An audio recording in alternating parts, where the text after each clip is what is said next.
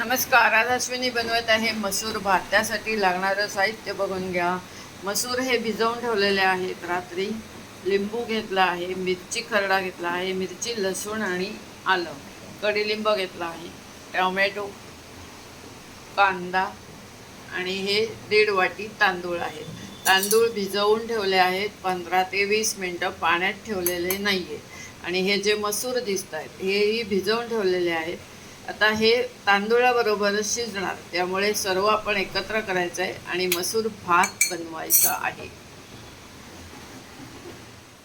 हे बघा, आपण फोडणी तयार करून घेतलेली आहे.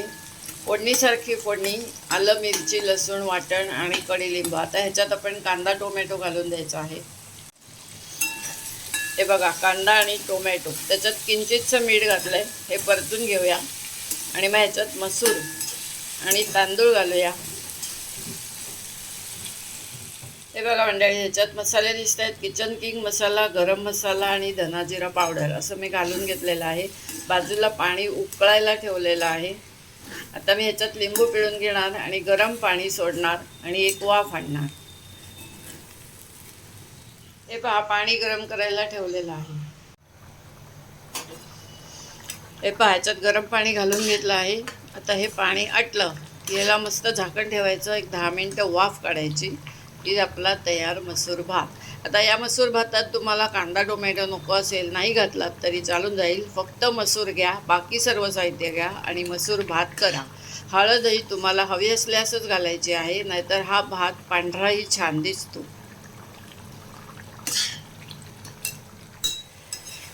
हे बघा, भातातलं सर्व पाणी आटलेलं आहे. आता झाकण ठेवायचं. 10 मिनटं मस्तपैकी वाफ आणायची की तयार होईल आपला मसूर भात.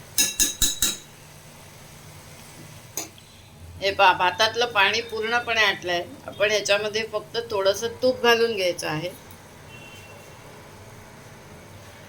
आणि याच्यावर झाकण ठेवून द्यायचं आहे.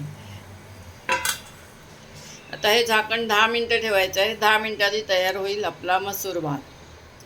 हा बघा मंडळी, आपला भात तयार झालेला आहे. आता याच्यात वाफेचं पाणी पाडायचं नाही, एक लक्षात घ्या, कारण आपला पदार्थ तयार झालेला असतो आणि मग वाफेचं पाणी पडलं तर आपला पदार्थ लवकर खराब होऊ शकतो. त्याच्यावर परत नारळ कोथिंबीर घालायची आणि भात खायला घ्यायचा आहे. चला मंडळी, गरम गरम मसूर भात खायला या. पाऊस पडत आहे. अश्विनीने केला आहे आज मसूर भात. हा मसूर भात जर का तुम्हाला आवडला असेल तर नक्की लाईक, शेअर, सबस्क्राईब करायला विसरू नका.